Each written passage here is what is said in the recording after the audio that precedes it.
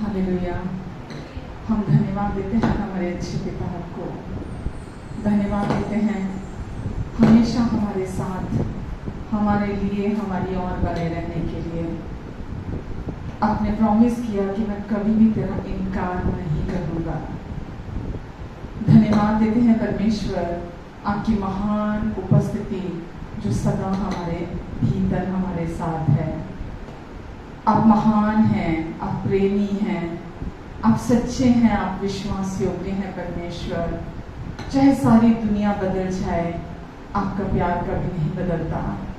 हम आपके प्यार के लिए आपको धन्यवाद देते हैं।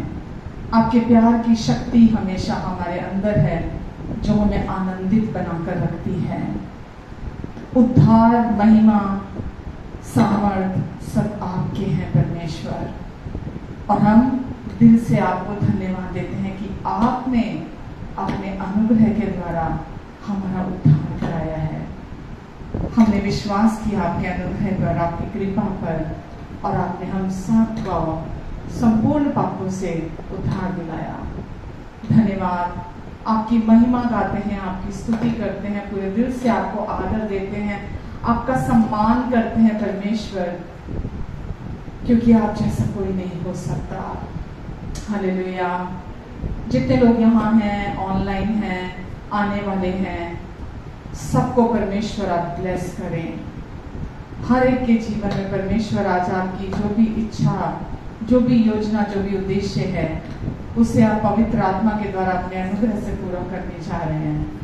हम आपको दिल से धन्यवाद देते हैं परमेश्वर, धन्यवाद देते हैं पिता। पूरा समय आप यहाँ हमारी मदद करेंगे और अपनी सामर्थ के साथ प्रभु लोगों की जिंदगियों में काम करेंगे। आप अपनी महिमा को प्रकट करेंगे आप परमेश्वर और पिता, क्योंकि आपकी इच्छा है कि आपके लोग हमेशा चंगाई में चले। आज आप अपनी इच्छा को पूरा करने जा रहे हैं। धन्यवाद परमेश्वर, धन्यवाद देते हैं पिता। आमेन। Hallelujah, hallelujah. धन्यवाद के साथ स्तुति गाऊंगा, हे यीशु मेरे प्रभु। धन्यवाद के साथ स्तुति गाऊंगा, हे यीशु मेरे प्रभु। उपकार तेरे हैं बेशुमार, कोटि कोटि स्तुति धन्यवाद। धन्यवाद के साथ स्तुति, हे यीशु मेरे प्रभु। उपकार तेरे हैं कोटि कोटि धन्यवाद। योग्यता से बढ़ के दिया है अपनी दया से तूने मुझे। योग्यता से बढ़ के दिया है अपनी दया से तूने मुझे। मांगने से ज्यादा मिला मुझे, मांगने से ज्यादा मिला मुझे। आभारी हूँ यीशु मैं, मांगने से ज्यादा मिला मुझे। आभारी हूँ यीशु मैं। धन्यवाद के साथ स्तुति गाऊंगा, हे यीशु मेरे प्रभु। उपकार तेरे हैं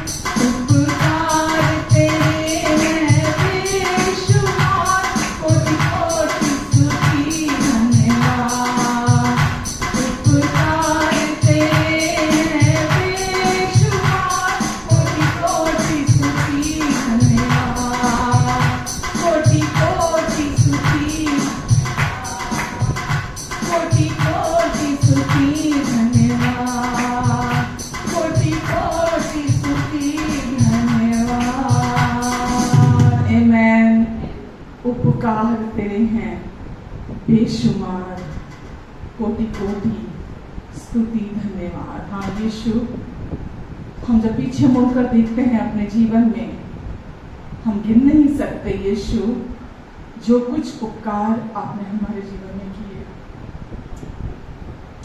हम आपको दिल से धन्यवाद देते हैं यीशु, हमारे भीतर हमारे आसपास अपनी महिमा को दिखाने के लिए यीशु हम आपको दिल से धन्यवाद देते हैं प्रभु। धन्यवाद यीशु। हमारे लिए विश्वास करना भी मुश्किल हो जाता है कि कोई कैसे इतना अच्छा हो सकता है। जितना हम सोच सकते हैं ज्यादा से ज्यादा आप उससे कहीं ज्यादा अच्छे हैं यीशु। यीशु, हमारे पापों को माफ किया आपने पूरी तरह से, हमें रोगों से चंगा किया आपने, हमारे जीवन में आपने प्यार की महान सामर्थ को दिया। हमारी प्रार्थनाओं को सुनते हैं आप प्रभु, हमारी हर कदम पर मदद करते हैं आप यीशु। हम आपको धन्यवाद देते हैं यीशु। आमेन, हालेलुया। हम धन्यवाद देते हैं प्रभु आपको।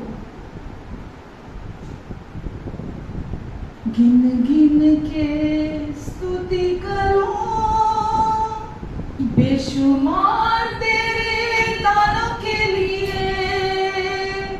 अब तक तूने संभाला मुझे, अपनी बाहों में लिए हुए।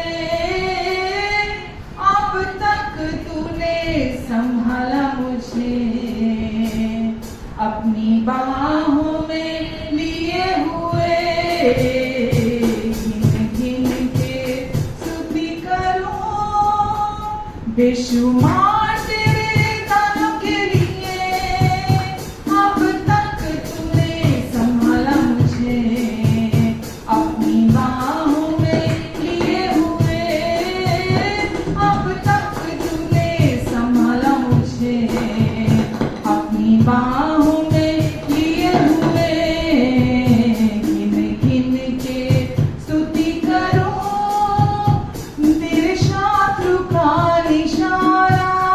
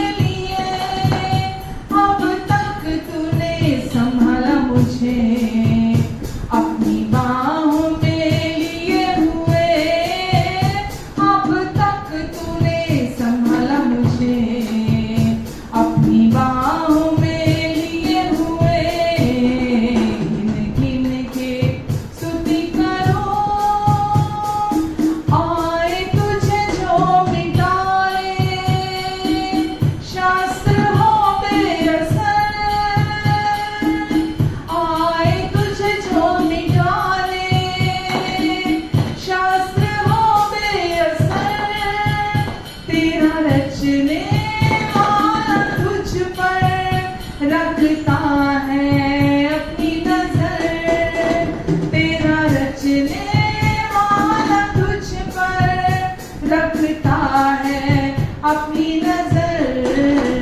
गिन गिन के स्तुति करो बेशुमार तेरे तानों के लिए, अब तक तूने संभाला मुझे अपनी बाहों में लिए हुए, अब तक तूने संभाला मुझे अपनी बाहों में लिए हुए, अब तक तूने संभाला मुझे अपनी बाहों में लिए हुए, अपनी बाहों में लिए हुए, अपनी बाहों में लिए हुए।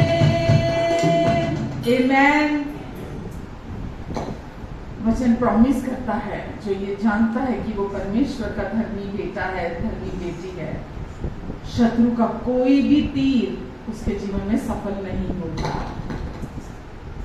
धन्यवाद देते हैं परमेश्वर, हम आपको धन्यवाद देते हैं प्रभु। हालेलुया। मैं धन्यवाद करता रहूंगा, यीशु धन्यवाद करता रहूंगा, मैं धन्यवाद करता रहूंगा, यीशु धन्यवाद करता रहूंगा। धन्यवाद धन्यवाद धन्यवाद धन्यवाद धन्यवाद धन्यवाद धन्यवाद धन्यवाद। यीशु तेरे करीब आने से जिंदगी मेरी बदल गई, यीशु तेरे छूने से जिंदगी मेरी संवर गई। तूने मुझे बचाया, तूने मुझे छुड़ाया, तूने मुझे बचाया, तूने मुझे छुड़ाया। मैं धन्यवाद करता रहूंगा, यीशु धन्यवाद करता रहूंगा, मैं धन्यवाद करता रहूंगा, यीशु धन्यवाद करता रहूंगा। धन्यवाद धन्यवाद धन्यवाद धन्यवाद धन्यवाद। यीशु दिल से कहते हैं धन्यवाद धन्यवाद। मैं जो पापों में डूबा हुआ था और जो तुझसे दूर हुआ था, मैं जो पापों में डूबा हुआ था और जो तुझसे दूर हुआ था, तूने मुझे छुड़ाया, अपनी राह पर चलाया, तूने मुझे छुड़ाया, अपनी राह पर चलाया। मैं धन्यवाद करता रहूंगा,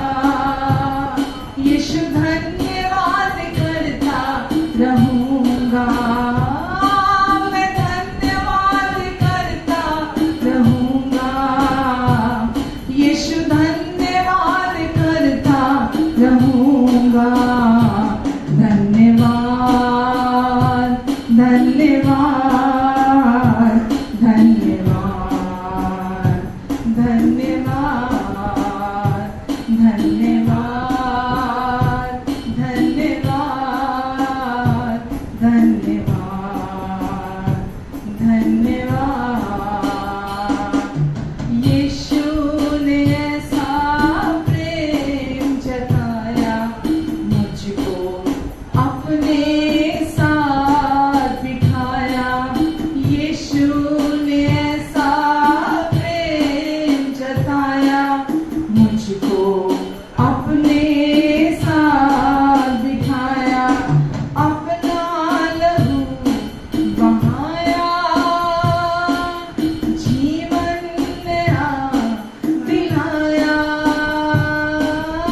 अपना लहू बहाया, जीवन नया दिलाया।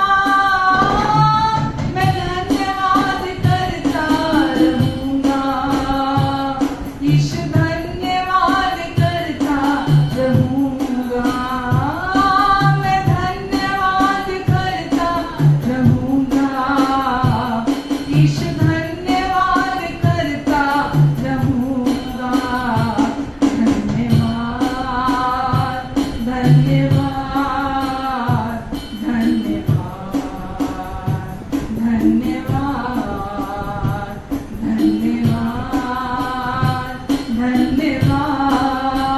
धन्यवाद धन्यवाद धन्यवाद धन्यवाद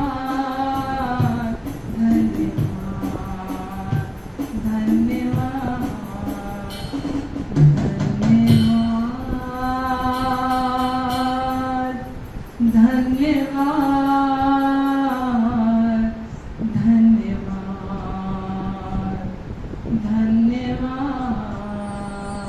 Amen। यीशु आपके करीब आने से हमारी जिंदगी पूरी तरह से बदल गई। आपने दिल में भीतर ऐसा छुआ प्रभु आपके प्रेम से कि जीवन संवर गया हमारा। आपने हमें छुड़ा लिया, आपने हमें बचा लिया हमेशा के लिए पाप से, मृत्यु से, शैतान से। आपने हमें छुड़ा लिया, हमें बचा लिया हमेशा के लिए, पापों से हमारा उद्धार करा दिया। हम आपको धन्यवाद देते हैं। अपना लहू बहाया, अपना लहू बहाने के द्वारा, अपना जीवन देने के द्वारा हमारी जिंदगियों को बदल दिया आपने। धन्यवाद यीशु। धन्यवाद देते हैं प्रभु आपके प्यार के लिए, जो पूरे दिल से, मन से, शक्ति से, प्राण से, हृदय से आपने हमसे प्यार किया कि हमारे पापों के लिए आप घायल हुए, हमारे अधर्म के कामों के लिए आप कुचले गए, हमारी शांति के लिए आपने अपने ऊपर ताड़ना सही, ताकि आपके कोड़े खाने से हम चंगे हो जाएं। सब कुछ, सारा दुख आपने अपने ऊपर सह लिया यीशु, ताकि हम आजादी में चल सकें। धन्यवाद देते हैं यीशु नाम को। धन्यवाद देते हैं इस फेलोशिप के लिए यीशु। धन्यवाद देते हैं प्रभु आपके अभिषेक के लिए, आपकी उपस्थिति के लिए। पवित्र आत्मा जी आप यहाँ लोगों की जिंदगियों को ब्लेस कर रहे हैं प्रभु, इन्हें इनकरेज कर रहे हैं, इन्हें आशा दे रहे हैं प्रभु कि आप हमेशा हमारी तरफ हैं, आप हमेशा हमारे साथ हैं। वचन कहता है जब परमेश्वर ने हमें धर्मी ठहरा दिया तो फिर कौन है जो धर्मी पर दोष लगा सकता है, क्योंकि परमेश्वर खुद ही हैं जिन्होंने हमें धर्मी ठहराया है। प्रभु यीशु मसीह हम आपको धन्यवाद देते हैं। सब कुछ आपके कारण और आपके द्वारा है प्रभु। धन्यवाद यीशु। प्रभु जी पूरा समय आप यहाँ काम कर रहे हैं,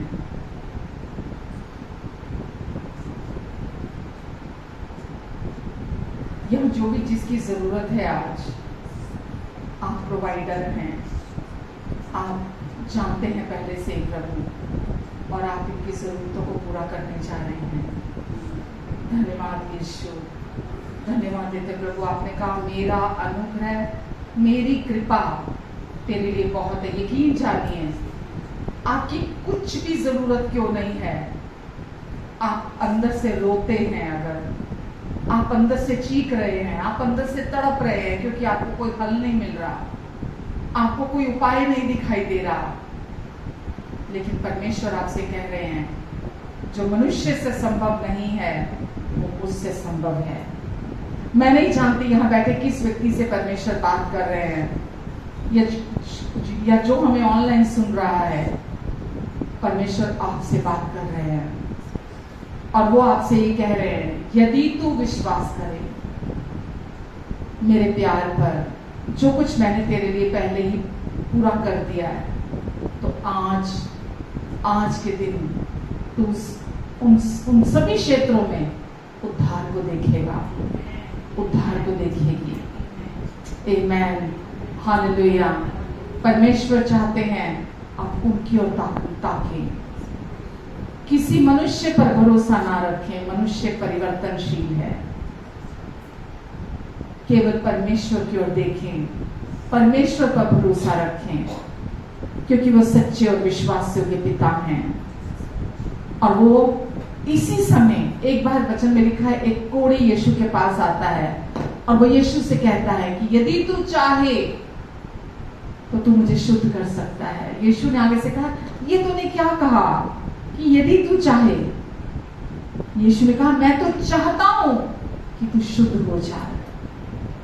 आज यीशु आपसे भी यही कह रहे हैं कि मैं तो चाहता हूं तू मेरे उद्धार में चले, तू मेरी चंगाई में चले, तू मेरे छुटकारे में चले, तू मेरी आजादी में चले, तू मेरे फेवर में चले। मैं तो चाहता हूं तू मेरी चंगाई ले ले, मेरा फेवर ले ले, मेरी आजादी ले ले, मेरा छुटकारा ले ले, मेरी शांति ले ले, मेरा प्यार ले ले। आमेन, हालेलुया। जो भी आज आपको चाहिए, यीशु यहाँ मौजूद हैं आपको भरपूरी देने के लिए, आपको यहाँ अपनी बहुतायत में चलाने के लिए। Hallelujah, hallelujah. धन्यवाद देते हैं प्रभु, धन्यवाद यीशु, धन्यवाद प्रभु। आगे के समय को आपके हाथों में देते हैं। मैं आपके उतारती हूँ यीशु, मेरे मन, मेरी सोचों, मेरे विचारों में प्रभु, मेरी जुबान में, मेरे हृदय में प्रभु आपका प्रेम और आपकी कृपा काम करेगी, बिना रुकावट, बिना किसी दुष्ट की रुकावट के। प्रभु आज यहाँ लोग वो सुनेंगे जो आज आप इन्हें कहना चाहते हैं। आमेन, आमेन। कैसे हैं सब? कुछ बहुत दिनों में आए हैं, उनका स्वागत करती हूँ। हाँ, और जो पहली बार आए हैं उनका भी स्वागत करती हूँ यीशु मसीह के नाम से। ब्लेस करती हूँ आपको। बहुत अच्छा लगता है जब परिवार इकट्ठा होता है। Amen, amen. Bless you, bless you. तो पिछले सप्ताह हमने सीखा धार्मिकता के विषय में, और प्रभु इस बार भी अभी मुझे यही इनकरेज कर रहे थे कि हम सुसमाचार, धार्मिकता क्या है? सुसमाचार। हम सुसमाचार को और परमेश्वर से सीखें, उनसे और समझें। आमेन। क्यों? जब हम सुसमाचार का तात्पर्य क्या है? हमारे भीतर जब हम सच्चाई को सुनते हैं, वो हमारे अंदर उसको जागरूक करती है, उसे जगा देती है। सुसमाचार की पावर को हमारे अंदर जगा देती है जब हम बार बार सुसमाचार को अपने जीवन में सुनते हैं। तो सुसमाचार किसी भी जीवन को ट्रांसफॉर्म करने की एक पावर है। सुसमाचार किसी भी लाइफ को रूपांतरित करने के लिए परमेश्वर की पावर है। इसीलिए हम बार बार सुसमाचार को सुनते हैं, क्योंकि केवल वही है जो हमारे अंदर मानव हृदय में आता है। जब सुसमाचार एक इंसान के दिल में आता है तो वो उस इंसान को भीतर से बदल देता है, अंदर से बदल देता है। जब तक सुसमाचार किसी इंसान के अंदर हृदय में आता नहीं है, उस इंसान का जीवन नहीं बदल सकता। तो हम इसीलिए बार बार सुसमाचार की बात करते हैं, क्योंकि वो हमें पूरी रीति से बदल के रख देता है। तो परमेश्वर का वचन बुद्धि का वचन है, इसलिए परमेश्वर के बुद्धि के वचनों के द्वारा जब हम उसको सुनते हैं अपने जीवन में, तो यह वचन हमारी रोजमर्रा की जिंदगी में हमें मदद करता है। और सबसे बड़ी बात, जब हम परमेश्वर के बुद्धि के वचनों को सुनते हैं तो हमारे अंदर परमेश्वर की पावर, परमेश्वर की कृपा शक्तिशाली रूप से काम करती है। क्यों? केवल वही है जो जीवन को हमें बदल सकती है, परमेश्वर के वचन की पावर, और वही हमारे आसपास चारों तरफ हमारे चारों तरफ की परिस्थितियों को, चीजों को बदल सकती है। तो इसीलिए हम बार बार सुसमाचार की बात करते हैं, ताकि हम सुसमाचार को अपने प्रैक्टिकल लाइफ में हम अनुभव करें, हम प्रतिदिन उस पावर में चलें, उस पावर को हम अपने जीवन में एक्सपीरियंस करें।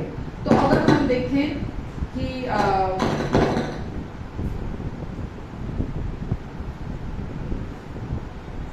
हम इसे बार बार इसीलिए सुनते हैं ताकि ये हमारे, जैसे बोलते हैं ना, एक शब्द हिंदी में, हमारे रोम रोम में हमारे व्यक्तित्व का एक हिस्सा बन जाए।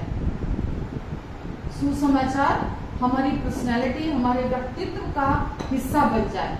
तो इसीलिए जो चीज हम चाहते हैं कि हमारे व्यक्तित्व का हिस्सा बन जाए, हमारा अपना, हमारा रोम रोम उस मतलब मुंह खोले, आंख देखे, मतलब जो भी हमारी ज्ञानेंद्रियां भी हैं, वो जब हम इस्तेमाल करते हैं तो वहां से परमेश्वर की सामर्थ्य बहे, परमेश्वर वहां काम करे हमारी जिंदगी में। तो इसीलिए वो हमारे अंदर रच और बस जाना चाहिए सुसमाचार।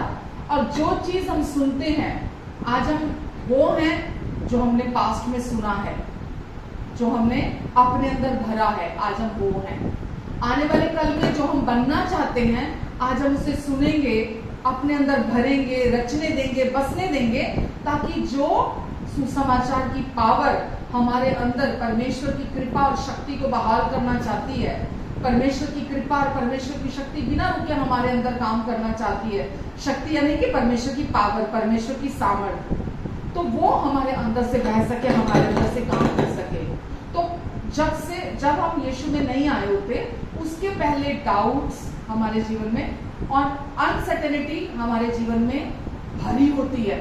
यीशु में आने से पहले, जिसको बोलते थे संदेह और अनिश्चितता, हमारे जीवन में भरे होते हैं। लेकिन सुसमाचार जैसे जैसे हम सुनते चले जाते हैं, सारे डाउट्स और सारी अनिश्चितता हमारे जीवन से दूर वो करता चला। हम नहीं कर सकते, लेकिन जैसे ही हम सुसमाचार को अपने जीवन में मौका देते हैं, हम उसको सुनते हैं, वो हमारे जीवन से सारे डाउट्स को और सारी अनिश्चितता को दूर करता है हमारे जीवन से, और हम साहस पूर्वक विश्वास का जीवन जीने लगते हैं। परमेश्वर हमारे जीवन से यही चाहते हैं कि हम साहस के साथ, बोल्डनेस के साथ हम विश्वास का जीवन जिए, और उसके लिए परमेश्वर हमारे अंदर काम करते हैं, ताकि जो भी परमेश्वर को लेकर, है ना, परिस्थितियों को लेकर, किसी भी चीज को लेकर जो हमारे अंदर डाउट्स हैं, वो सारे हमारे अंदर से, हमारे जीवन से दूर हो जाए, और हम एक बोल्ड व्यक्ति की तरह, एक बोल्ड इंसान की तरह हम अपने जीवन को जी सके। तो उसके लिए जो आज मैं वचन आपको दे रही हूँ, वो है विश्वास की, सुसमाचार पर विश्वास करना। सुसमाचार क्या है ना, उसकी डेफिनेशन क्या है, हम इसको दोबारा से नए तरीके से सीखेंगे और अपने जीवन में समझेंगे, क्योंकि सुसमाचार ही है जो आपके जीवन को पूरी तरह से बदल सकता है। कोई दूसरी चीज ऐसी नहीं है। अगर मैं एक आलसी या लापरवाह व्यक्ति बनकर, मैं हूं तो विश्वासी, लेकिन मैं एक आलसी या लापरवाह व्यक्ति बनकर अगर मैं अपना जीवन जीती चली जाऊंगी, तो सुसमाचार जिसमें परमेश्वर की पावर है मेरे जीवन को बदलने की, वो मेरे लिए कुछ नहीं कर पाएगा।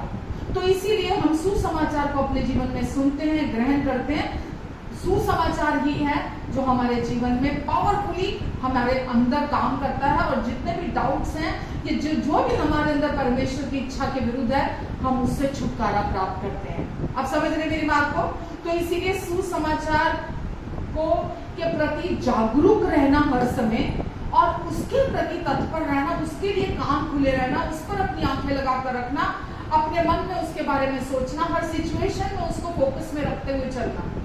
क्योंकि अगर आप ऐसा नहीं करते हैं तो वापस आपके अंदर डाउट्स आने लगते हैं और अनिश्चितता आपके जीवन में काम करने लगती है, और आप वो रास्ता भटक जाते हैं जिस रास्ते पे परमेश्वर आपको चलाना चाहते हैं। तो इसीलिए हम आलसी होकर और हम अपने जीवन में लापरवाह होकर हम वो फल प्राप्त नहीं कर सकते जो परमेश्वर चाहते हैं हमारे जीवन में हम फल प्राप्त करें। तो केवल गॉस्पेल जो है, जो सुसमाचार, जो परमेश्वर ने हमें यीशु के द्वारा जो खुशखबरी भेजी है, केवल वही है जो हम में परिवर्तन ला सकती है और हमारे चारों तरफ परिवर्तन ला सकती है। तो इसीलिए आप ये नहीं कह सकते अरे ये वचन तो पहले भी सुना है और ये बात तो पहले भी मैं जानता हूँ। क्या इसने आपके जीवन में बदलाव लाया? जो आप जानते हैं अगर वो आपके जीवन में बदलाव लाता है तो आप कह सकते हैं कि हाँ, इससे मैंने सीखा है, इसने मेरे जीवन को रूपांतरित किया है, क्योंकि मैंने इसको अपने अंदर रिसीव किया है, मैं इसके साथ राजी हुआ हूँ। आमीन। इसीलिए परमेश्वर बार बार हमारे जीवन में इसे लेकर आते हैं। चाहे आप नए सिरे से जन्मे हुए विश्वासी हैं, चाहे कोई पहले दिन पहली बार आज वचन को सुन रहा है, परमेश्वर एक ही तरह से हमसे बात करते हैं और परमेश्वर एक ही तरह से हमें इनकरेज करते हैं, हमें होप देते हैं, हमें आशा देते हैं। जब भी आप सुसमाचार सुनते हैं वो आपको आशा देता है और आपको प्रोत्साहन देता है, आपको इनकरेज करता है। परमेश्वर का वचन, सुसमाचार का काम है। हम चर्च आते हैं ना, चर्च आते हैं सुसमाचार सुनने के लिए। हम चर्च किस लिए आते हैं? सुसमाचार सुनने के लिए आते हैं, और सुसमाचार हमेशा हमें इनकरेज करता है और हमें आशा देता है। इसीलिए ये वो सच्चाई है जो हमें होपफुल बनाकर रखती है। आमीन। और जब आप आशावान होते हैं, आप इनकरेज होके जहां से जाते हैं, तो आप सोच सकते हैं कि वहां डाउट बने रहेंगे, वहां अनिश्चितता बनी रहेगी? नहीं बनी रहेगी।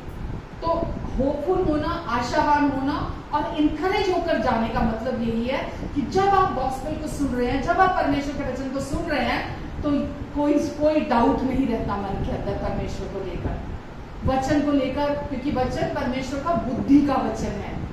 वो हर सुनने वाले को बुद्धिमान बनाता है, वो हर सुनने वाले को आशा देता है, वो हर सुनने वाले को प्रोत्साहन देता है।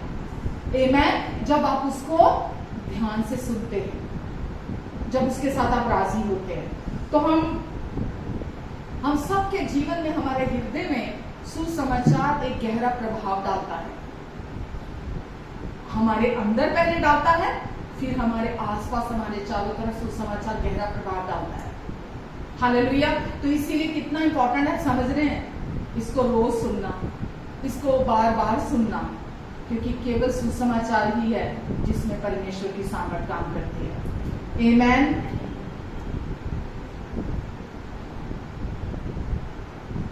सुसमाचार जब कोई व्यक्ति सुनता है, राइट, एक विश्वासी की बात हम करते हैं। जब कोई एक विश्वासी है, विश्वासी कौन है? जिसने सुसमाचार पर विश्वास किया।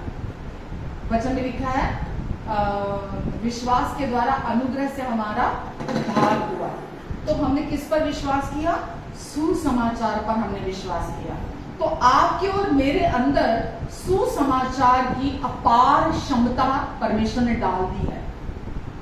आपके और मेरे अंदर परमेश्वर ने अपनी पावर, किसकी पावर? परमेश्वर की अपार पावर सुसमाचार के द्वारा आपके और मेरे अंदर डाल दी है। आज वो कहाँ है? आपके और मेरे अंदर। और जब आप सुसमाचार सुनते हो, उससे क्या होता है? बार बार सुनते हो, वो क्षमता, वो पावर, वो शक्ति जो परमेश्वर ने आपके अंदर डाली है, वो आपके लिए, आपके फेवर में काम करती है। क्योंकि वो शक्ति जो है वो आपको, जब आप संसार में घूमते हो ना, रोज 100 कारण आते हैं, निराशा के, और रोज 100 कारण आते हैं आपकी निरुत्साहित होकर जिए, है ना, बिल्कुल बोल्डनेस ना हो, अब मरे हुए, बीमार, परेशान, डिप्रेस्ड होकर रोज सिचुएशंस आती हैं, उसको आप रोक नहीं सकते बाहरी चीजों को। लेकिन अगर आप अपना फोकस परमेश्वर के वचन पर बनाकर रखते हैं तो परमेश्वर का वचन आपको इनकरेज करता चला जाता है हर समय, राइट। तो सुसमाचार का प्रचार करना कोई लोकप्रियता का कोई एजेंडा नहीं है कि मैं अगर आज सुसमाचार प्रचार करती हूँ तो मैं बहुत फेमस होना चाहती हूँ, है ना, या मैं सुसमाचार प्रचार करना कोई एक प्रतियोगिता है मेरे लिए। सुसमाचार प्रचार करना हमारी कॉलिंग है, हमारी मेरी नहीं। किसी को पुलपिट दिया है परमेश्वर ने, वो अपनी कॉलिंग पे खड़ा है ना, और भी बहुत सारी चीजें हैं, जिम्मेवारियों के साथ आती है कॉलिंग। तो परमेश्वर ने अगर पुलपिट किसी को दिया है तो वो अपनी कॉलिंग पे खड़ा है। लेकिन सुसमाचार पुलपिट अगर दिया है तो मालूम किस लिए दिया है, कि अगर मैं आज वहां खड़ी हूँ, मैं इसलिए नहीं खड़ी हूँ कि मैं फेमस होना चाहती हूँ, मैं अमीर होना चाहती हूँ, मैं धनी होना चाहती हूँ, वगैरह वगैरह वगैरह। मैं यहाँ खड़ी हूँ किस लिए, मेरा क्या काम है यहाँ खड़े होके इस कॉलिंग को पूरा करना। ये मेरा सबसे पहले तो मेरा सौभाग्य है, मेरा प्रिविलेज है कि परमेश्वर ने मुझे ये कॉलिंग दी है। ये मैं नहीं खड़ी हुई हूँ, ये परमेश्वर की ओर से प्रिविलेज है। आपको भी परमेश्वर ने सुसमाचार सुनाने के लिए बुलाया है। आप ये नहीं कह सकते ये तो पास्टर का काम है, ये तो लीडर्स का काम है, ये तो जिसका भी नाम ले लो, बिशप ले लो, आर्च बिशप ले लो, ये तो उनका काम है। सुसमाचार की कॉलिंग हम सब के जीवन के लिए है। हम सबको परमेश्वर ने चुना है ताकि हम दो लोगों को जाकर सुसमाचार दे सके, और जो परमेश्वर ने हमें ये अधिकार दिया है हम इस अधिकार का इस्तेमाल कर सके। सुसमाचार इसके विषय में नहीं है कि मेरे कितने फॉलोअर्स हैं, है ना, या मेरी कितनी बड़ी चर्च है। परमेश्वर ने सुसमाचार इसलिए नहीं दिया कि बहुत सारे फॉलोअर्स बना लो, है ना, बहुत बड़ी चर्च बना लो। परमेश्वर का मकसद सुसमाचार देने के पीछे ये नहीं था। या इसको हम अगर या नहीं मतलब इसको हम समझने की कोशिश करें, वचन में लिखा है अपने पाँव में सुसमाचार के जूते पहन लो, और लिखा है क्या ही सुहावने हैं वो पैर जो परमेश्वर का सुसमाचार लेकर आते हैं। तो परमेश्वर ने हमें ये सौभाग्य दिया है, ये कॉलिंग है हमारे लिए कि हम सुसमाचार को लोगों तक लेकर जाते हैं, और जो थोपते नहीं है हम किसी के ऊपर, ये बात को समझना, हम किसी के ऊपर भी सुसमाचार थोपते नहीं है। जो इंटरेस्टेड है, जिसकी रुचि है ना उसको सुनने में, हम उसको सुसमाचार जाकर सुनाते हैं। आप समझ रहे हैं? वचन में लिखा है जो विश्वास करेगा उसका उद्धार होगा। जो कोई विश्वास करेगा उसका उद्धार होगा। इसका मतलब हम जबरदस्ती किसी का भी उद्धार नहीं करा सकते। हमारा काम है सुसमाचार देना, और सुसमाचार क्योंकि व्यक्ति जानता नहीं है, लोग जानते नहीं है, संसार जानता नहीं है कि ये सुसमाचार जो यीशु के क्रूस पर पूरा हुआ कार्य है, उसी को, वही तो सुसमाचार है ना, जो यीशु ने हमारे लिए क्रूस पर पूरा कर दिया। तो जो कोई भी इस सुसमाचार को सुनकर उस पर विश्वास करेगा वो अनंत जीवन को मुफ्त में उपहार में प्राप्त करता है। हालेलुया। लिखा है ना बाइबल में कि जो कोई भी यीशु पर विश्वास करेगा वो नाश नहीं होगा वरन अनंत जीवन को प्राप्त करेगा। तो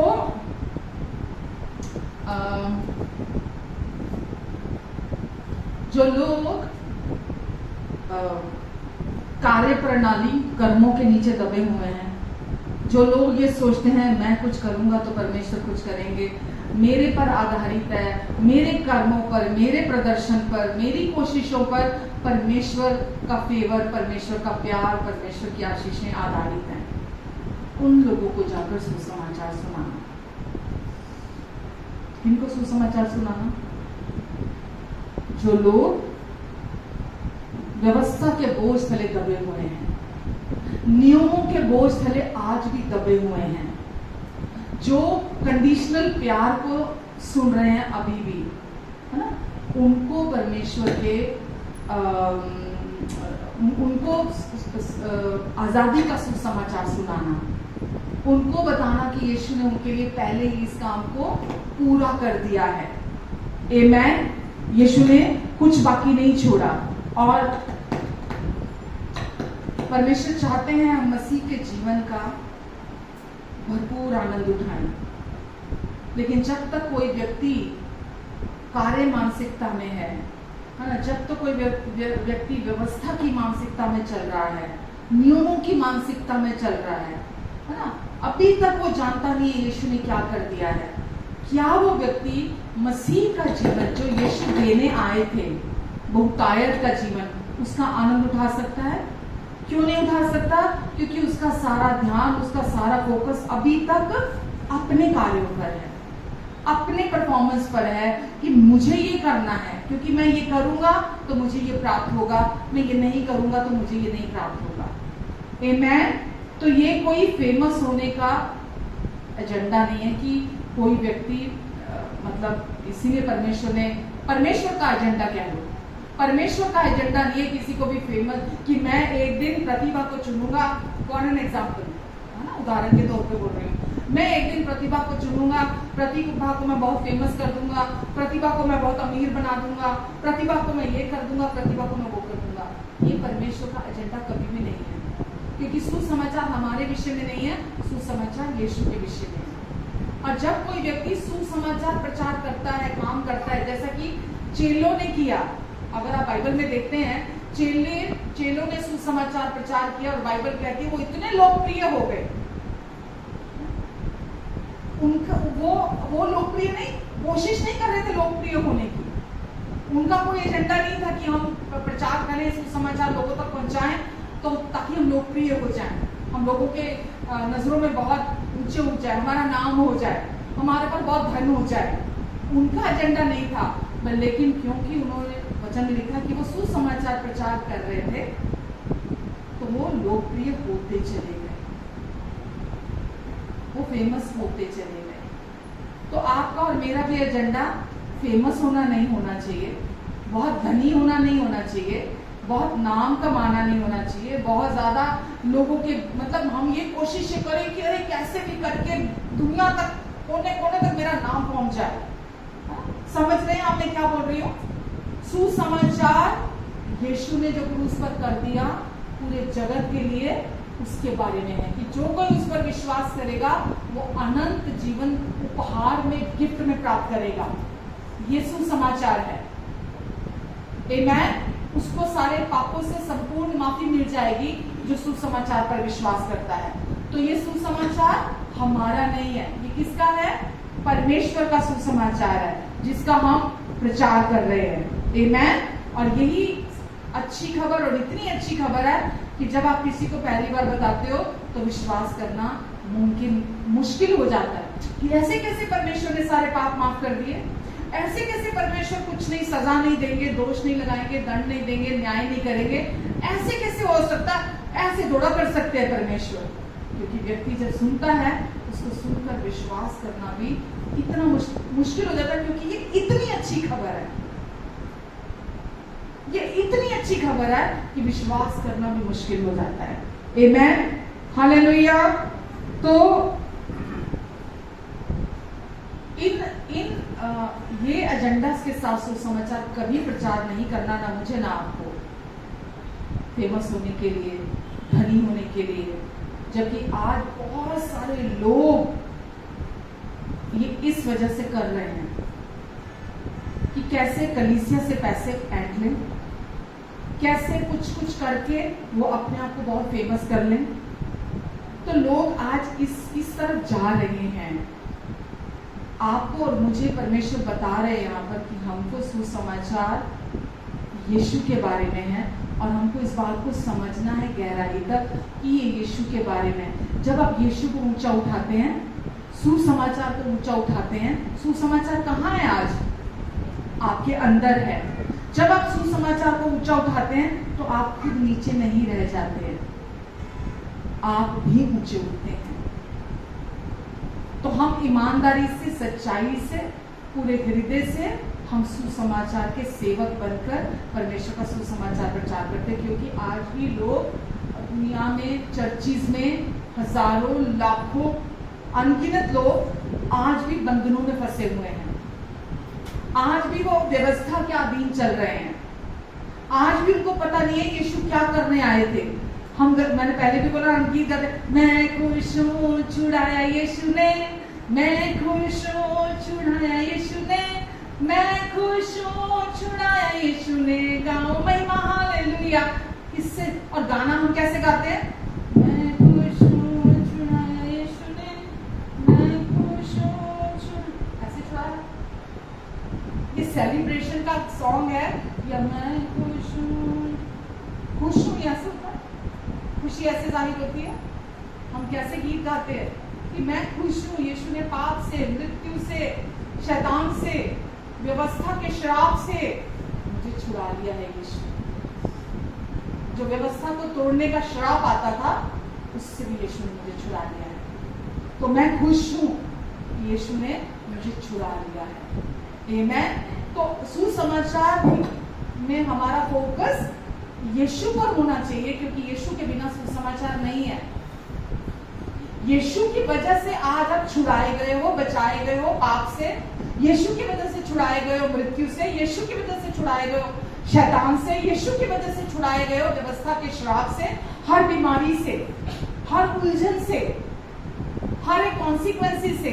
यीशु के कारण, अगर यीशु नहीं होते तो कुछ आशा नहीं थी हमारे पास, कोई प्रोत्साहन नहीं था हमारे पास। यीशु नहीं थे जब हमारी जिंदगी में, आप और मैं जानते हैं हम कैसे डाउट से भरे हुए थे, हमारे मन कैसे शक के घेरे में थे। हमको पता ही नहीं था कि किस पर विश्वास करें। दुनिया धोखेबाज है, मतलब चारों तरफ हमें लगता था धोखा ही धोखा, धोखा ही धोखा, धोखा ही धोखा है हमारे चारों तरफ। हम जिए तो जिए कैसे, चारों तरफ धोखा है। कहीं पर कुछ समझ में नहीं आया। परमेश्वर की छवि, उनकी इमेज क्लियर नहीं थी। हम उसको लेके बड़े अनिश्चित थे कि परमेश्वर कौन है, वो कैसे हैं, वो मुझे कैसा देखते हैं, उनका प्यार कैसा है, वो मेरे बारे में क्या सोचते हैं, उनकी राय मेरे बारे में क्या है। हमको कुछ नहीं पता था, हम शक से भरे हुए थे। लेकिन जैसे हमने सुसमाचार को सुना, सुसमाचार को अपने जीवन में रिसीव किया, ग्रहण किया, वो सारा शक, सारी अनिश्चितता जो हमारे अंदर थी, वो सारी दूर होती चली गई। और आज हम साफ साफ देख सकते हैं परमेश्वर के प्यार को जो उन्होंने हमारे लिए किया। और आज हम ये जानते हैं, हम ये जानते हैं कि हमारे अंदर सुसमाचार की असीमित शक्ति, सामर्थ्य, क्षमता हमारे अंदर है, जो असंभव को भी संभव कर सकती है, जो हमारे लिए कुछ भी कर सकती है। पर वो आप अगर शरीर में चलेंगे, वो अंदर से काम नहीं करेंगे। शरीर में चलने से वो आपके अंदर काम नहीं करेगी। आपके अंदर है पर वो काम नहीं करेगी। लेकिन जब आप आत्मा में चलते हैं, जब आप वचन को फोकस में रखते हैं, जब आप सुसमाचार को सुनते हैं, बोलते हैं, समय देते हैं, तो वो शक्ति आपके अंदर से बहती है, आपके अंदर काम करती है। आमीन। तो परमेश्वर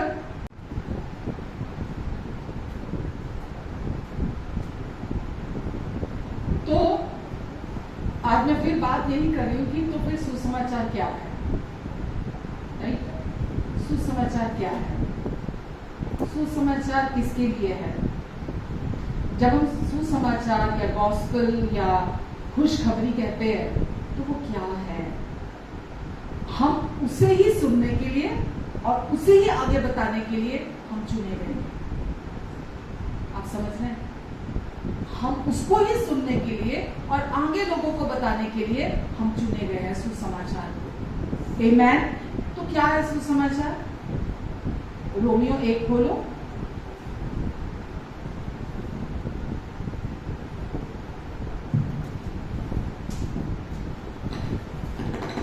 अगर आप जागरूक नहीं है सुसमाचार को लेकर और सारा दिन आपका ध्यान शारीरिक बातों पर है, शारीरिक मतलब मैं क्या कर रहा हूँ, मैंने क्या नहीं किया, मैं क्या अच्छा कर रहा हूँ, मैंने क्या अच्छा नहीं किया, अगर आपका सारा ध्यान इसी पर है तो दैट मीन्स अभी आपको सुसमाचार को और अधिक सुनने की जरूरत है।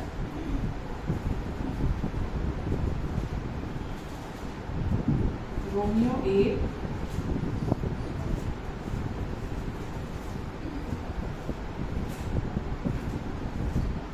16 से पढ़ लेते हैं। चलो, क्योंकि ये पौलुस कह रहा है यहाँ पर, क्योंकि मैं सुसमाचार से नहीं लजाता। इसके ऊपर वाली आयत में उसने लिखा है कि मैं सुसमाचार सुनाने के लिए भरसक तैयार रहता हूं, हमेशा हमेशा तैयार रहता हूं, बिल्कुल रेडीली अवेलेबल हूं सुसमाचार को सुनाने के लिए।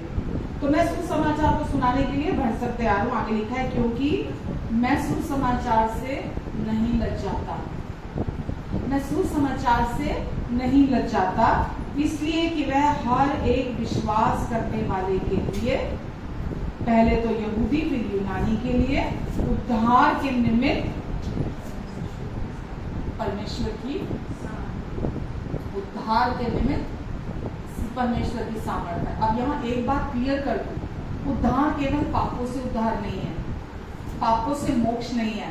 उद्धार मतलब हर दिन 100 चाहे परिस्थितियां आए आपके जीवन में जो आपको बहुत बड़ी लग रही हैं, जो आपको लग रहा है कि मैं इसमें से कैसे बाहर निकलूंगा, आपको हर परिस्थिति, यीशु हमारे हर पल के उद्धार करता है, हर पल के उद्धार करता है। तो वो हमें हमारी हर परिस्थिति से, लिखा है, सुसमाचार से नहीं लजाता, क्योंकि सुसमाचार हर एक विश्वास करने के लिए उद्धार के निमित्त परमेश्वर की पावर है। यहाँ व्यवस्था तो नहीं लिखा ना, व्यवस्था उद्धार के निमित्त परमेश्वर की सामर्थ है। व्यवस्था में परमेश्वर की सामर्थ नहीं है। व्यवस्था को व्यक्ति अपने शरीर में होकर पूरा करता है, उसके लिए उसको परमेश्वर की पावर नहीं चाहिए। मैं ये करूंगा, मैं ये नहीं करूंगा, मैं ये करूंगा, मैं ये नहीं करूंगा, वो अपनी फ्लैश पर विश्वास करता हुआ ऐसा कहता है। लेकिन यहाँ वचन क्या कह रहा है, सुसमाचार में उद्धार कराने के लिए परमेश्वर ने अपनी सामर्थ को डाल के रखा है उद्धार के लिए। तो आगे लिखा है, क्योंकि उसमें मतलब सुसमाचार में, उसमें मतलब सुसमाचार में परमेश्वर की धार्मिकता विश्वास से और विश्वास के लिए प्रकट होती है। तो सुसमाचार क्या है, धार्मिकता का सुसमाचार है। सुसमाचार क्या है, धार्मिकता का सुसमाचार है, क्योंकि सुसमाचार में परमेश्वर की धार्मिकता विश्वास के लिए, विश्वास से और विश्वास के लिए प्रकट होती है। तो सुसमाचार धार्मिकता का सुसमाचार है। कहिए, सुसमाचार धार्मिकता का सुसमाचार है। सुसमाचार धार्मिकता का सुसमाचार है। आमेन। तो अब सवाल यहाँ ये आता है, कौन व्यक्ति धर्मी कहलाने के योग्य है, नंबर 1, और क्या धार्मिकता में वृद्धि हो सकती है, जो धार्मिकता परमेश्वर देते हैं। इसको हम इसी आज के मैसेज में क्लियर देखेंगे कि धर्मी कहलाने के कौन योग्य है और क्या धार्मिकता जो परमेश्वर हमें गिफ्ट में देते हैं, क्या उसमें वृद्धि हो सकती है, बढ़ोतरी हो सकती है। क्योंकि मुझसे ये सवाल पूछे जाते हैं धार्मिकता को लेकर, इसीलिए मैं आपके सामने इन बातों को लेकर आई हूँ। क्योंकि बहुत सारे विश्वासी आज भी ये नहीं समझते कि धार्मिकता क्या है, राइट। तो इसीलिए मैं आज का ये मैसेज की और ज़्यादा क्लैरिटी देने के लिए कि धार्मिकता क्या है, हम इसको समझते हैं। कुछ लोग सोचते हैं धर्मी व्यक्ति वो है जो कभी पाप नहीं करता। हाँ, धर्मी व्यक्ति वो है जो कभी पाप नहीं करता। कुछ लोग सोचते हैं जो पास्टर है, पादरी है, वो धर्मी है, या जो बिशप है, पोप है, आर्च बिशप, वो धर्मी है। जबकि खुद विश्वास करने वाला व्यक्ति ऐसा सोच रहा है, राइट। आपने विश्वास किया है ना, फिर भी बहुत लोग ऐसा सोचते हैं कि नहीं, मैं कैसे धर्मी हो सकता हूँ, जो पास्टर है वो धर्मी है, या जो भी सो एंड सो, जो भी बड़े जिनके पास टाइटल हैं वो धर्मी हो सकते हैं। ये भी सोच गलत है। धर्मी व्यक्ति वो है जिसने यीशु मसीह पर विश्वास किया है। हालेलुया। पुराने नियम में अगर आप देखो तो यहूदी लोग जो थे यहूदियों के साथ परमेश्वर का व्यवहार अलग था और नए नियम में जो विश्वासी हैं उनके साथ परमेश्वर का व्यवहार बिल्कुल अलग है। आमीन। पुरानी भाषा में लोगों को परमेश्वर की धार्मिकता को प्राप्त करने के लिए, पुरानी भाषा में परमेश्वर की धार्मिकता को प्राप्त करने के लिए लोगों को परफॉर्म करना पड़ता था, प्रदर्शन करना पड़ता था, उसके लिए कुछ करना पड़ता था। पुरानी भाषा में जो कि व्यवस्था की भाषा थी, जो मूसा के द्वारा दी गई थी, तो वहां पर लोगों को धर्मी होने के लिए कुछ ना कुछ करना पड़ता था। लेकिन पुरानी भाषा के अधीन जितना भी इंसान कोई कोशिश कर लेता था धर्मी बनने की, ये पॉसिबल ही नहीं था कि वो व्यक्ति अपने कर्मों से, अपने प्रदर्शन से वो व्यक्ति धर्मी बन सकता। ये नहीं पॉसिबल था। आप सुन रहे हैं मैं क्या कह रही हूँ? पुरानी भाषा में अगर कोई व्यक्ति अपनी कोशिशों से आज्ञाओं का पालन करने के द्वारा, व्यवस्था का पालन करने के द्वारा कितनी भी वो कोशिशें कर लेता था, वो धर्मी नहीं बन सकता था। क्यों नहीं बन सकता था? जो परमेश्वर का स्टैंडर्ड है उसको वो प्राप्त नहीं कर सकता था। क्यों? बाइबल कहती है रोमियो 3:10 में, बाइबल वचन कह रहा है, ये मैं नहीं कह रही। परमेश्वर पास्ट में देखते हुए बोल रहे हैं, कोई भी धर्मी नहीं, वरन एक भी नहीं, ना था, ना है, ना हो सकता है। कोई भी धर्मी नहीं, एक भी नहीं। तो ऐसा क्यों कहा परमेश्वर ने? ऐसा इसलिए कहा, समझना इस बात को, धार्मिकता एक स्वभाव है। धार्मिकता एक स्वभाव है। किसका स्वभाव है? परमेश्वर का स्वभाव है। जब पुराने नियम में लोग कोशिशें करते थे, कितनी भी वो कोशिशें कर लेते थे, परमेश्वर का स्वभाव उनके अंदर नहीं आ सकता था। वो स्वभाव से धर्मी नहीं बन सकते थे। वो बाहरी कोशिशें करके, आउटवर्डली एफर्ट्स करके वो अपने आप को धर्मी बनाने की कोशिशें कर रहे थे, लेकिन उनके अंदर परमेश्वर का स्वभाव नहीं आ सकता था। वो अंदर से, परमेश्वर ने 10 आज्ञाएं 613 दी क्यों दी? ताकि हर व्यक्ति अपने स्वयं के अंत पर आ जाए कि ये नामुमकिन है, मैं ये नहीं कर सकता, ये नामुमकिन है, मैं अपनी कोशिशों से परमेश्वर की आज्ञाओं का पालन नहीं कर सकता था। परमेश्वर ने इसलिए नहीं दी थी कि मनुष्य अपनी कोशिशों से उसका पालन करे। परमेश्वर ने इसलिए दी थी ताकि मनुष्य को ये समझ में आ जाए कि मैं अपने प्रदर्शन से धर्मी नहीं बन सकता, मैं अपनी कोशिशों से धर्मी नहीं बन सकता, परमेश्वर जैसा नहीं बन सकता, परमेश्वर का स्वभाव मेरे अंदर नहीं आ सकता। आमीन। चाहे कुछ भी प्रदर्शन उसने क्यों ना किया हो, परमेश्वर का स्टैंडर्ड उसके अंदर नहीं आ सकता था। हालेलुया। यहाँ तक कि मूसा ले लो, एलिया ले लो, दाऊद ले लो, इनमें से कोई भी उस स्तर पर नहीं पहुंच सका, उससे अपने दम पर हासिल नहीं कर सका। कोई हासिल नहीं कर सका। और हम कोशिशें करते रहते हैं अच्छा बनने की। हम सुसमाचार सुनते नहीं है, हमारा फोकस वो है नहीं है, हम उसको वैल्यू नहीं करते, उसके प्रति हम आलसी बने रहते हैं, हम उसके प्रति लापरवाह बने रहते हैं और शरीर में होकर हम अच्छे काम करते रहते हैं, जबकि सुसमाचार हमारे भीतर से फल उत्पन्न करता है। जब आप सुसमाचार सुनते हैं तो वो फल स्वरूप आपके जीवन में भले कार्यों को लेकर आता है। हम क्या करते हैं? हम यीशु से अलग भले कामों के द्वारा अच्छा बनने की कोशिश करते हैं, और जब वहां पर हमारे भले काम, हमारे अच्छे काम, हमें उसका प्रतिफल जैसा हमने सोचा हमें नहीं मिलता, हम चोट खाकर, डिस्करेज होकर, डिसअपॉइंटेड होकर हम कठोर कर लेते हैं अपने आप को, हम अपने आप को सख्त कर लेते हैं। आप समझ रहे मैं क्या कर रही हूँ? तो पुराने नियम में परमेश्वर ने लोगों के लिए क्या ठहराया था कि वो 1 वर्ष के लिए अपने पापों को छुपाने के लिए बैलों और बकरों का लहू बहाएंगे, उसका बलिदान है। जो भी गलतियां उन्होंने की हैं, उसके लिए परमेश्वर ने बोला था कि जो भी व्यक्ति पाप करेगा वो बैल लेकर आएगा या बकरी लेकर आएगा, उसका लहू बहाएगा, है ना, उसके द्वारा उसके पाप ढांप दिए जाएंगे।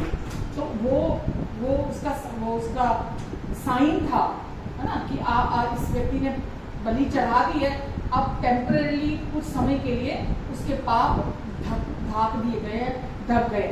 तो पापों को से शुद्ध होने के लिए ये परमेश्वर की ओर से प्रोविजन था कि साल में एक बार व्यक्ति आके बलिदान चढ़ा दे, ना? लेकिन वो बलिदान व्यक्ति को धर्मी ठहरा सकता था क्या?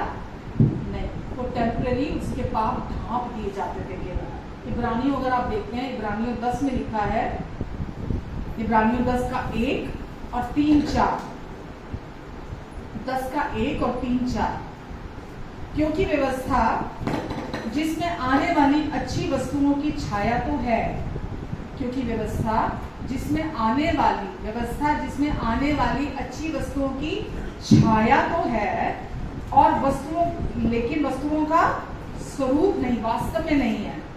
उन बलिदानों के द्वारा जो वे प्रति वर्ष लगातार चढ़ाए जाते हैं, उसमें आने वाले को कदापि सिद्ध नहीं कर सकते। तो लोग बलिदान तो चढ़ाया करते थे, बाहरी तौर पर चढ़ाया करते थे, लेकिन वो बलिदान इंसान को अंदर से सिद्ध नहीं बना सकते थे। ये अनहोना था। परंतु उन बलिदानों में प्रति वर्ष पापों को याद किया जाता था, क्योंकि ये अनहोना है कि बैलों और बकरों का लहू पापों को दूर कर दे। क्योंकि ये अनहोना है कि बैलों और बकरों का लहू बहाने से इंसान के पाप हमेशा के लिए दूर हो जाए। तो वो हमेशा के लिए दूर नहीं होते थे, कुछ समय के लिए ढक दिए जाते थे। फिर अगले साल फिर उनको वो बलिदान चढ़ाने पड़ते थे, फिर अगला साल आता था, फिर उनको अपने पापों के लिए बलिदान चढ़ाने पड़ते थे। वो हमेशा के लिए नहीं था। रोमियो 8 का 3 अगर आप देखो निकाल के, रोमियो 8 का 3,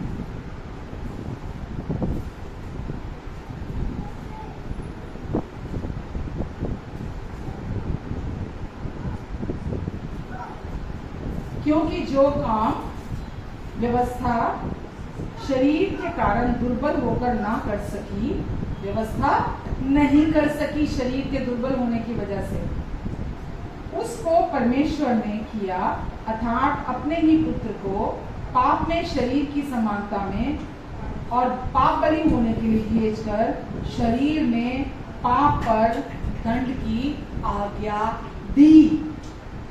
तो यीशु के शरीर पर हमारे पाप की दंड की आज्ञा दी गई, क्योंकि हमारा शरीर कमजोर था, दुर्बल था। जो व्यवस्था दी गई थी उसका पालन किसी ने नहीं किया, क्योंकि कोई कर ही नहीं सकता था, केवल परमेश्वर कर सकते थे। और परमेश्वर इंसान को ये दिखाना चाहते थे, चाहे वो 10 आज्ञाएं हो, चाहे बाकी सारी मिला के 613 आज्ञाएं हो, परमेश्वर ने दी थी ताकि इंसान को ये समझ में आ जाए कि वो बिना परमेश्वर के नहीं कर सकता। आमेन। इसलिए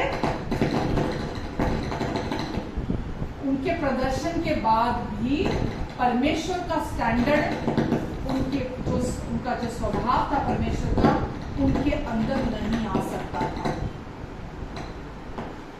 उनके अंदर नहीं आ सकता। इतनी बड़ी खुशखबरी समझ आ रही है आपको कि उनके अंदर नहीं आ सकता था, लेकिन यीशु ने आके इस काम को पूरा किया।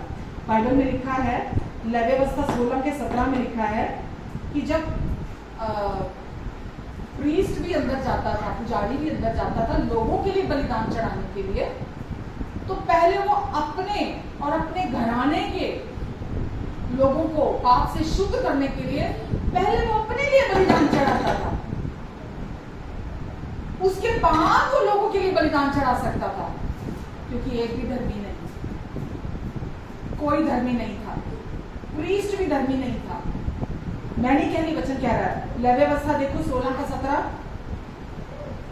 और जब वह पवित्र स्थान में प्रायश्चित करने को जाए, तब मेल मिलाप वाले तंबू में कोई मनुष्य ना हो, जब तक वह निकलकर अपने और अपने घराने और सारी मंडली के लिए प्रायश्चित ना कर चुका हो। जब तक वो अपने अपने घराने वरन सारी मंडली के लिए वो प्रायश्चित न कर चुका हो, लिखा है कोई अंदर नहीं जा सकता। तो परमेश्वर का वचन यशाया 64:6 में कहता है, यशाया 64:6 में,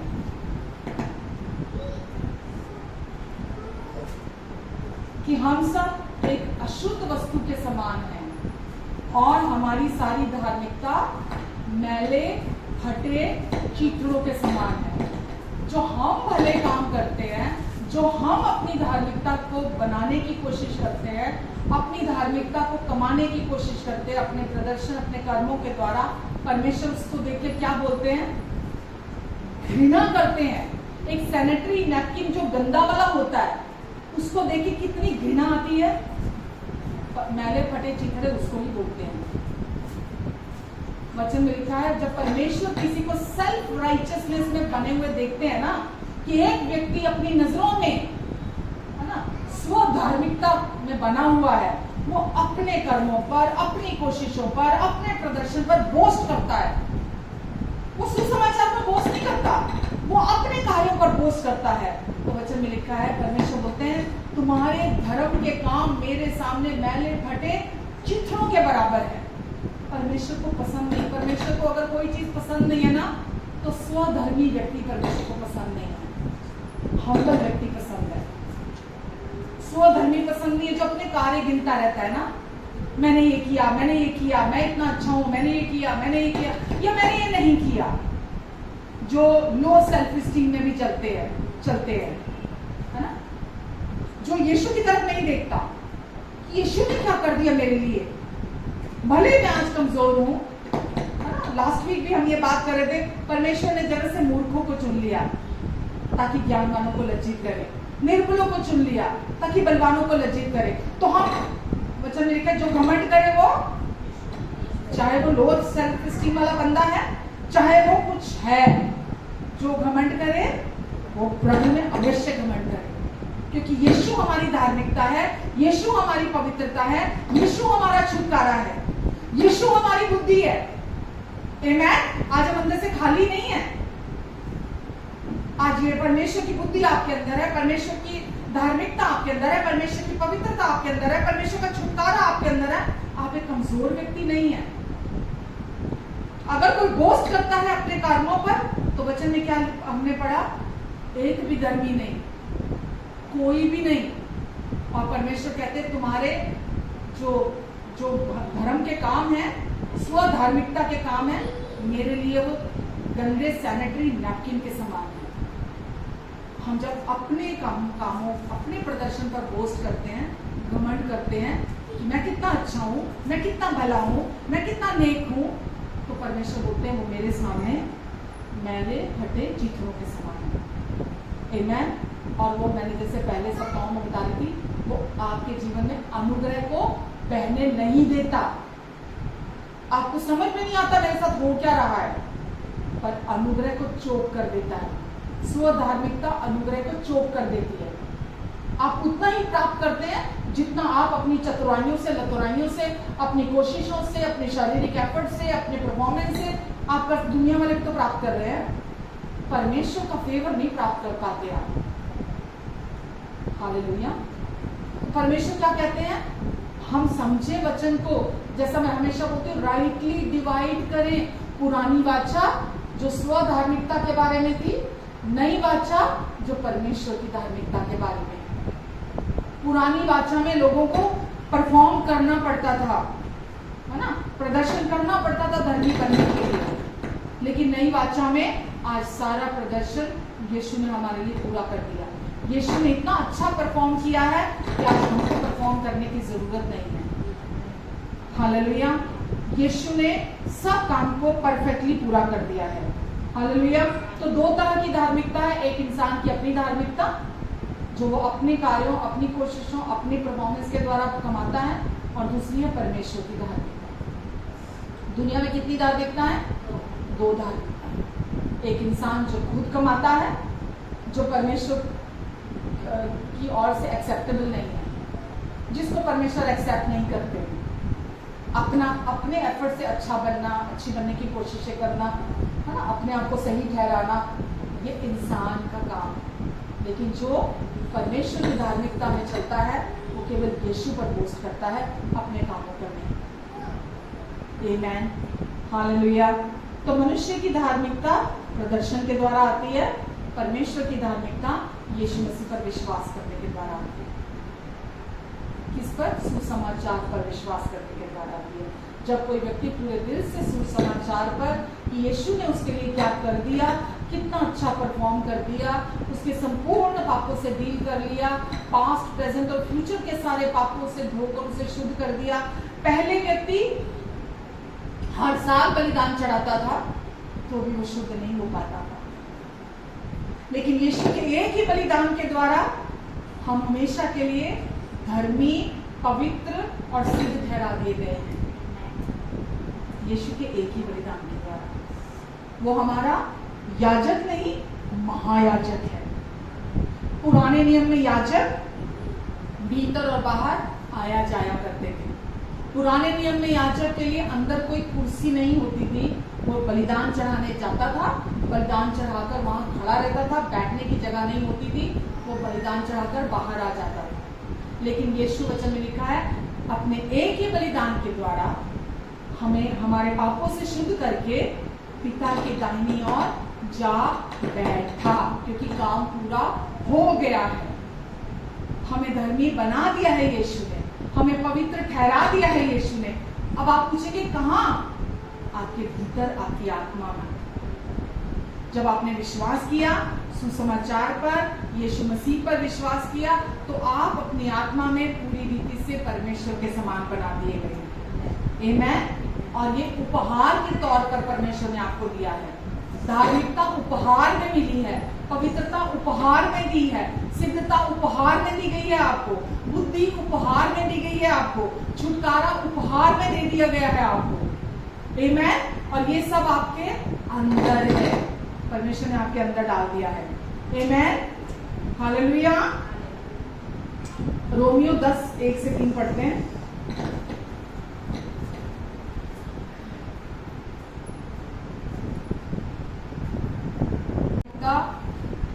कमाई नहीं जा सकती, केवल स्वीकार की जा सकती है धन्यवाद के साथ, क्योंकि ये गिफ्ट है। परमेश्वर की धार्मिकता क्योंकि ये गिफ्ट है, इसीलिए इसे धन्यवाद के साथ स्वीकार किया जा सकता है। ये हर एक विश्वास करने वाले के लिए, चाहे वो यहूदी है चाहे यूनानी है, सबके लिए विश्वास सुसमाचार उद्धार के निमित्त परमेश्वर की सामर्थ है और उसमें परमेश्वर की धार्मिकता पाई जाती है। हे भाइयों, इजराइल के लिए मेरे मन की अभिलाषा और परमेश्वर से प्रार्थना ये है, इजराइल के लिए कि वे उद्धार पाएं, यानी कि सुसमाचार पर इजराइल विश्वास करे। ठीक है, क्योंकि इजराइल के लोग सुसमाचार पर विश्वास नहीं करते। इजराइल के लिए क्या लिखा है? मेरे मन की अभिलाषा है, बहुत ज्यादातर लोग नहीं करते हैं, क्योंकि मैं उनको गवाही देता हूं कि उनमें परमेश्वर की ओर से धुन तो है। मैं उनकी गवाही देता हूं कि उनके अंदर परमेश्वर को लेकर धुन तो है, परंतु परमेश्वर के अनुसार नहीं, परमेश्वर की बुद्धि के अनुसार धुन नहीं है उनके अंदर। आज भी हम देखते हैं ना, लोग चर्चिस देखते हैं, उनके अंदर बड़ी धुन है, नाच रहे हैं, टाप रहे हैं, गा रहे हैं, झूम रहे हैं, उनके अंदर धुन दिखाई देती है, लेकिन क्या लिखा है? और परमेश्वर की बुद्धि के अनुसार नहीं है। धुन तो है, आप उनको देख रहे हो परमेश्वर का काम करते हुए। चर्चिस में अनगिनत लोग हैं उनके, बहुत बड़ी बड़ी चर्चिस हैं, लोग खूब नाच रहे हैं, कूद रहे हैं, इतने तक कूद रहे हैं, लेकिन परमेश्वर क्या कहते हैं, उनकी बुद्धि क्या कहती है, सुसमाचार क्या कहता है, इसके अनुसार नहीं है। आगे लिखा है, क्योंकि वे परमेश्वर की, पहले तो ये इजराइलियों के लिए लिखा गया है और फिर आम विश्वासियों के लिए लिखा गया है, क्योंकि वे परमेश्वर की धार्मिकता से अनभिज्ञ होकर अपनी धार्मिकता स्थापित करना चाहते हैं और उन्होंने अपने आप को परमेश्वर की धार्मिकता के अधीन नहीं किया। क्या कह रहा है वचन यहाँ? आज भी लोग यहाँ तक कि चर्चिज में अपनी धार्मिकता स्थापित करने में लगे हुए हैं, अपने आप को परमेश्वर की धार्मिकता के अधीन नहीं कर रहे। जो धार्मिकता परमेश्वर की ओर से आती है, गिफ्ट के तौर पर आती है, उसके अधीन अपने आप को लेकर नहीं आ रहे। अभी भी वो पुरानी व्यवस्था जिसमें इंसान अपने प्रदर्शन से धर्मी बनता था, है ना, अपने अच्छे कामों के द्वारा धर्मी बनता था, आज भी लोग उसी पुरानी व्यवस्था के अनुसार जी रहे हैं, आज भी उसके अनुसार चल रहे हैं और वो अपने आप को धर्मी बनाने की कोशिश कर रहे हैं। परमेश्वर की धार्मिकता के अधीन नहीं आना चाहते। जब वचन कहता है यीशु हमारी धार्मिकता है, यीशु ने हमें धर्मी बना दिया, यानी कि परमेश्वर का स्वभाव हमारे अंदर डाल दिया गया है। अब परमेश्वर का स्टैंडर्ड हमारे अंदर डाल दिया है। अब हम बिल्कुल उनके स्वरूप, उनके समानता में उनके जैसे बना दिए गए हैं। हमें कोई कमी नहीं है, हमें कोई घटी नहीं है, हम हूबहू उनके जैसे हैं। लोग मानने को तैयार नहीं है, मानने को तैयार नहीं। कहते ऐसे कैसे, ऐसे कैसे? हमें आज भी व्यवस्था का पालन करना है, हमें आज भी व्यवस्था के अनुसार चलना है, हमें आज भी। जबकि यीशु आए थे किस लिए? हमें व्यवस्था के श्राप से छुड़ाने के लिए। व्यवस्था का श्राप का क्या मतलब है? व्यवस्था को जो तोड़ा जाता था तो लोगों के जीवन में श्राप आते थे। तो आज आप और मैं, क्योंकि हम व्यवस्था के अधीन नहीं है, इसीलिए कोई श्राप भी हमारे जीवन में नहीं है। कोई भी विश्वासी श्राप के नीचे नहीं है, क्योंकि यीशु ने हमें उस पुरानी व्यवस्था से जो प्रदर्शन पर आधारित थी, जिसका पालन करने के द्वारा लोग धर्मी बनना चाहते थे, उससे हमेशा के लिए हमें छुड़ा दिया है। आमेन। तो पहले तो वो इजराइलियों से बात कर रहा है पौलुस कि परमेश्वर के लिए उनके पास उत्साह तो है, था भी, लेकिन परमेश्वर की बुद्धि के अनुसार नहीं। जो परमेश्वर का बुद्धि का वचन कहता है, मैंने आपको अभी शुरुआत में क्या कहा, परमेश्वर का वचन बुद्धि का वचन है। अगर लिटरली आप इसको पढ़ते हो और एक पवित्र आत्मा की लीडिंग में आप इसको पढ़ते हो और समझते हो, तो पवित्र आत्मा आपको रेवलेशन देते हैं। अगर आप लिखा हुआ जो है केवल आप उसी को पढ़ते हो तो आप बहुत गुमराह होगे, क्योंकि हर चर्च में वचन से ही तो बता रहे हैं चीजें। हर चर्च में चाहे व्यवस्था का प्रचार हो रहा है, हाँ, वो व्यक्ति जो अभी तक जिसके अंदर प्रकाशन नहीं है, वो बोलेगा अरे यार वचन से तो बता रहा है पास्टर, वचन से पादरी बता रहा है ना, तो वो गलत क्यों बता रहा होगा? तो वो तो सही बता रहा है, मैं क्यों मानूं कि वो गलत बता रहा है? अगर आप नहीं मानेंगे तो आप अपने आप को श्राप के नीचे बनाकर रखेंगे। तो चुनाव आपका है कि आप श्राप के नीचे बना रहना चाहते हैं या आप प्रभु यीशु मसीह की ब्लेसिंग्स के नीचे चलना चाहते हैं। ठीक है, तो यीशु की आशीषों के नीचे हम कब चलते हैं? जब हम परमेश्वर की धार्मिकता के अधीन आ जाते हैं। जब हम परमेश्वर की दी हुई धार्मिकता जो गिफ्ट है, जिसको हम धन्यवाद के साथ रिसीव करते हैं, परमेश्वर से ग्रहण करते हैं कि हाँ पिता, मैं धन्यवाद देता हूँ कि आपने मुझे यीशु मसीह के द्वारा अपनी धार्मिकता दे दी है और अब मैं पापी नहीं हूँ। पहले मेरे अंदर पापी स्वभाव था, है ना, जो मुझे पहले आदम से विरासत में मिला था, लेकिन आपने उस पाप के स्वभाव को मेरे अंदर से खत्म करके अपनी धार्मिकता को मेरे अंदर डाल दिया है। अब मेरे अंदर धार्मिकता का स्वभाव, जो परमेश्वर का की धार्मिकता, जो परमेश्वर का स्वभाव है, वो मेरे अंदर डाल दिया है आपने। और अब मैं वो हूँ जो आप कहते हैं मैं हूँ। मैं वो नहीं हूँ जो मैं शरीर में करता हूँ, अब मैं वो हूँ जो आप कहते हैं मैं हूँ। मैं आपका धर्मी बेटा हूँ, मैं पवित्र हूँ, मैं छुटकारा पाया हुआ हूँ, मैं सिद्ध बना दिया गया हूँ यीशु के एक ही बलिदान के द्वारा, और मैं बुद्धिमान हूँ। आमेन।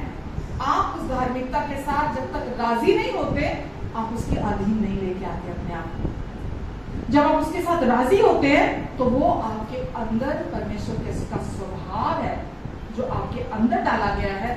जब आप विश्वास करते हैं तो वो आपके अंदर से पावर के साथ बहता है। परमेश्वर का स्वभाव, परमेश्वर का स्वभाव यानी कि उनकी कृपा, उनकी पावर, उनकी शक्ति, उनकी सामर्थ आपके अंदर से बहने लगती है। जो आप अपनी पावर से नहीं कर सकते वो आपके अंदर से करती है। जहां आप कमजोर होते हैं वो पावर आपके अंदर से काम करती है। प्रकाशित वाक्य 19:1 में लिखा है, उद्धार, महिमा और पावर परमेश्वर के हैं। उद्धार, पावर और महिमा ये तीनों परमेश्वर के हैं। पावर मतलब परमेश्वर के प्यार की पावर, ये सब परमेश्वर के हैं। और वो कहाँ है आज? हमारे आपके और मेरे अंदर है। परमेश्वर ने हमारे अंदर डाल दिया है। आमेन। तो उनकी इजराइलियों की अज्ञानता क्या थी? अभी हमने क्या सीखा? उन्होंने अपने आप को परमेश्वर की धार्मिकता के अधीन नहीं किया, वरन वो अपनी धार्मिकता स्थापित करने में लगे रहे। क्या अज्ञानता थी? अभी तो बताया। क्या अज्ञानता थी उनकी, इजराइलियों की? उन्होंने अपने आप को परमेश्वर की धार्मिकता के अधीन नहीं किया, वरन अपनी धार्मिकता स्थापित करने में लगे रहे, बने रहे। तो वो गलती आज हम नहीं करते, क्योंकि वो धार्मिकता जिसके अधीन उन्होंने अपने आप को किया हुआ था वो हमारे प्रदर्शन, हमारी परफॉर्मेंस से आती है। समझ रहे हैं आप? हमारे एफर्ट से, हमारी कोशिशों से, हमारे परफॉर्मेंस के द्वारा वो धार्मिकता आती है। आप समझ रहे हैं? लेकिन परमेश्वर को वो धार्मिकता से सख्त नफरत है। परमेश्वर को नहीं चाहिए वो धार्मिकता। आमेन। तो आगे बढ़ो या नेक्स्ट वीक देखें?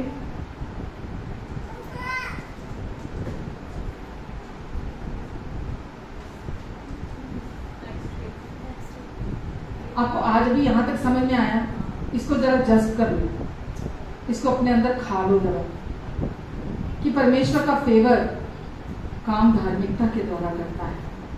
अगर आपको धार्मिकता समझ में नहीं आई ना, परमेश्वर का फेवर काम नहीं करेगा आपके जीवन में। वो चाहते हैं परमेश्वर कि उनका फेवर और उनकी पावर आपके अंदर जो उन्होंने डाल दी, ऐसे ही थोड़ा डाल दी। क्यों डाली आपके अंदर? ताकि आप में से बहे तेजी से, आपके अंदर से, आपके जीवन से बाहर लोगों के जीवन में काम हो, आपके आसपास काम हो। तो वो आपके अंदर है, पर आपको चुनना होगा, चुनाव करना होगा, खुद को उस धार्मिकता के अधीन करना होगा आपको। अगर आप अपनी धार्मिकता स्थापित करने में लगे रहेंगे तो आप उस धार्मिकता को कभी प्राप्त नहीं कर सकते जो परमेश्वर ने आपको गिफ्ट में दी है अपने पुत्र यीशु मसीह के द्वारा। आमेन, आमेन। तो कुछ सीखा? क्या समझ में आया? थोड़ा बोलो, बताओ। हमारे अच्छे पिता, हम आपको धन्यवाद देते हैं आज के वचन के लिए। धन्यवाद देते परमेश्वर आपके प्यार के लिए, आपके सुसमाचार के लिए परमेश्वर, जिसने हमें पूरी रीति से अंदर तक बदल दिया है, हमें संभाल रहा है। हम आपको धन्यवाद देते हैं परमेश्वर। धन्यवाद देते हैं पिता, आज जो भी वचन इनके हृदयों में बोया गया है, आपने अपनी धार्मिकता के द्वारा इन्हें इनकरेज किया है, इन्हें आशा दी अपने जीवन में कि चाहे सारी दुनिया इनके विरोध में आ जाए, पर अब आप इनके विरोध में कभी नहीं आएंगे। आपने अपना स्वभाव, अपना जीवन इनके अंदर भर दिया है।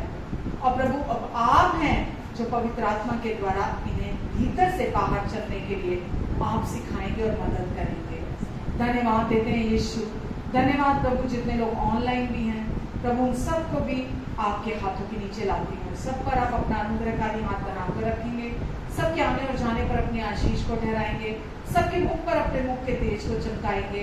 यदि कोई इनमें से या इनका कोई अपना बीमार है तो मैं आपके वचन को भेज कर चंगाई को रिसीव करती हूँ कि प्रभु यीशु मसीह आपके कोड़े खाने से चंगे हो चुके हैं। मैं इनके शरीरों को कमांड करती हूँ, इसी समय चंगे हो जाओ और संपूर्ण हो जाओ यीशु के नाम से। धन्यवाद प्रभु, आपका अनुग्रह और शांति इन सबके जीवन में बहुगुणित होता चला जाए। ये आपकी बुद्धि में और आपके फेवर में बढ़ते चले जाएंगे यीशु के नाम से। और प्रभु, हर कदम पर आप इनकी मदद और सहायता करेंगे और आप इन्हें सिखाएंगे। धन्यवाद यीशु, धन्यवाद देते हैं प्रभु, धन्यवाद यीशु। आमीन।